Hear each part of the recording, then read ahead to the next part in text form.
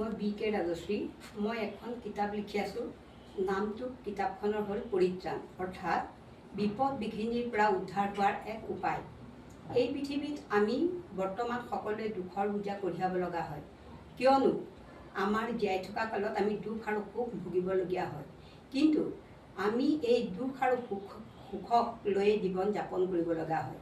কিন্তু আমি এই দুখৰ পৰা হয়তো কিছুমান এনেকুৱা আমাৰ জীৱনত আছে যাৰ পৰা আমি মুখ্য একেবাৰে মুক্তি নাপাওঁ। যদিও আমি মুখ্য এনেকৈ পাব পাৰোঁ যে আমি কিছুমান যদি নীতি নিয়ম ভাৱনাত লওঁ, ভাৱনাক যদি উচ্চ কৰোঁ, তেতিয়া আমি মুখ্য একেদৰে এইটোৱে পাওঁ যে মোৰ এটা বেমাৰ হৈছে, কিন্তু বেমাৰটো মই দূৰ কৰাৰ উপায় নিজেই বুজি পাইছোঁ। ঠিক তেনেকৈ মই কোনোবা বৃদ্ধ হৈছে, তেওঁ বৃদ্ধকালত যিটো কষ্ট পাবলগীয়া হৈছে সেইখিনি হয়তো সিমান উপভোগ কৰিবলগীয়া হোৱা নাই। এই কথাখিনিৰ মূল কথাটোৱে হ'ল কেৱল আমাৰ ভাৱনা শক্তিশালী হোৱা। ভাৱনা যে ইমান শক্তিশালী কৰিলেই আমি যে বহুত বিপদৰ পৰা উদ্ধাৰ হ'ব পাৰোঁ, আগে আমি সেই কথা কেতিয়াও ভবা নাছিলোঁ। আমি জানো যে আমাৰ পৃথিৱীত পৰিত্ৰাণ হোৱাৰ উপায় পুৰণি কালৰ পৰাই দেখুৱাইছে। পুৰণি কালৰ পৰা দেখুওৱা কিছুমান কথা হৈছে যেনেকৈ হৈছে বেদ। বেদ মানে জ্ঞান। ঋগ্বেদ, যজুৰ্বেদ, সামবেদ, অথৰ্ববেদ, অৰ্থাৎ বেদ মানে জ্ঞান, ভগৱানৰ গুণ গৰিমা। আমি এই পৃথিৱীত চলি থকা কোনো কথাকে আমি আওকাণ কৰিব নোৱাৰোঁ। গতিকে আমি সকলো ধৰ্মৰ সাৰকে আমি বুজি পাব লাগিব, সকলো ধৰ্মৰ কি কৈছে, আৰু এই সকলো ধৰ্মনো পৰিচালনা কোনে কৰিছে?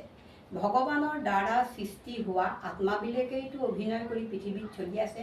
চবৰে খালি ধৰ্ম বেলেগ, গুণ বেলেগ, নাম বেলেগ, কিন্তু চবৰে ইষ্ট দেৱতা বেলেগ। যদিও আমি জানো সকলোৰে মূল কিন্তু সৰ্বশক্তিবান এজনেই, যাৰ নাম বেলেগ বেলেগ দি চবেই বেলেগ বেলেগ ধৰণে পালনা কৰিছে।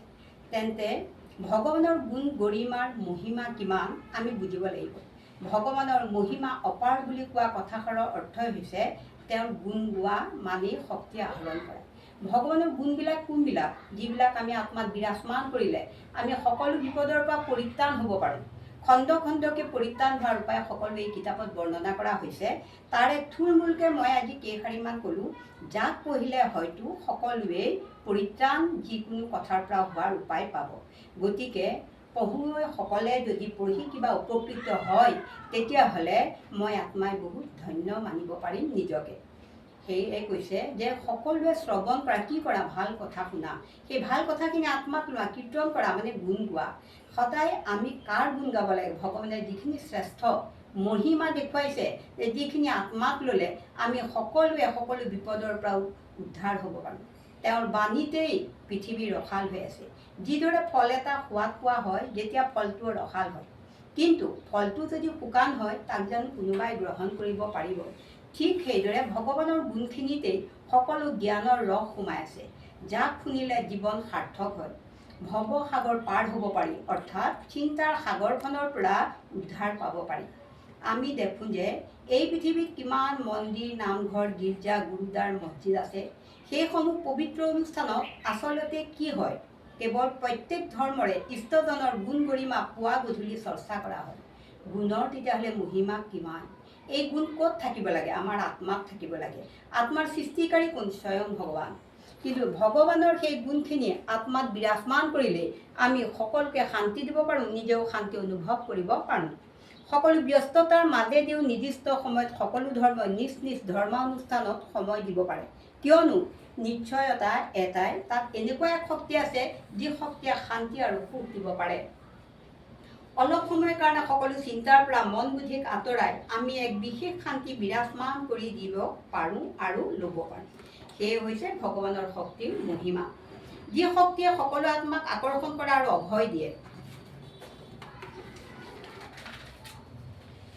এই শক্তিয়ে হ'ল কেৱল আমাৰ আত্মাত থকা মন বুদ্ধি সংস্কাৰ ভাৱনা।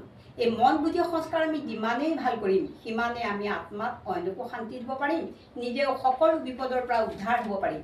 এইখিনি কথাইতো আগতে আমাৰ কেতিয়াও মনলৈ নাহিছিলে যে আমাৰ মনৰ ভাৱনাৰ যদি শক্তি প্ৰবল কৰিব পাৰোঁ, আমি তেতিয়াহ'লে সাধাৰণ বিপদৰ পৰা মুক্ত লাভ কৰিব পাৰোঁ, মানে ৰেহাই পাব পাৰোঁ।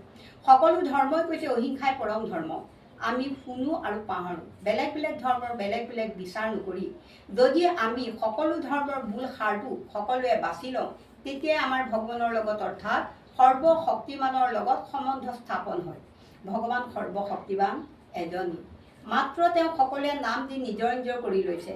যেনে মুছলিমসকলে আল্লাহ, হিন্দুৱে বিষ্ণু, খ্ৰীষ্টিয়ানে গড, শিখসকলে এক ওংকাৰ ইত্যাদি। কিন্তু মূল কথা একেখিনিয়ে যে হিংসা নকৰিবা।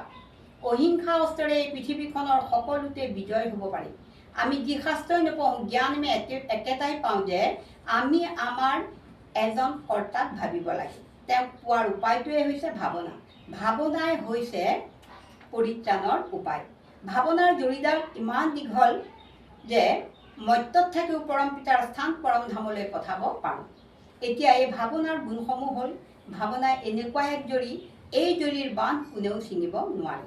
ভাৱনাৰ জৰিডালেৰে গোটেই পৃথিৱীখনক সকলো ঠাইতে সকলো ক্ষেত্ৰতে বান্ধ দিব পাৰি। যেনে চাইণ্টিষ্টসকল, তেওঁলোকে ভাৱনা অৰ্থাৎ কল্পনাৰ দ্বাৰা পৃথিৱীৰ ইমূৰৰ পৰা সিমূৰলৈ আজি টেলিফোনৰ দ্বাৰা ভাৱনা পঠিয়াব পাৰিছে আৰু পৃথিৱীৰ ইমূৰৰ পৰা সিমূৰলৈ সম্বন্ধ স্থাপন কৰিব পাৰিছে।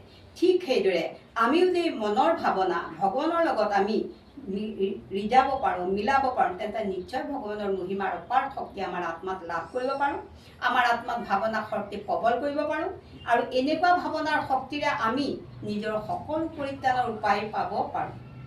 এই জৰিডাল এনেকুৱা হ'ব লাগিব, ভাৱনাৰ জৰিডাল সদায় নিকা, চাফা আৰু যাতে কোনেও তাত দাগ লগাব নোৱাৰে।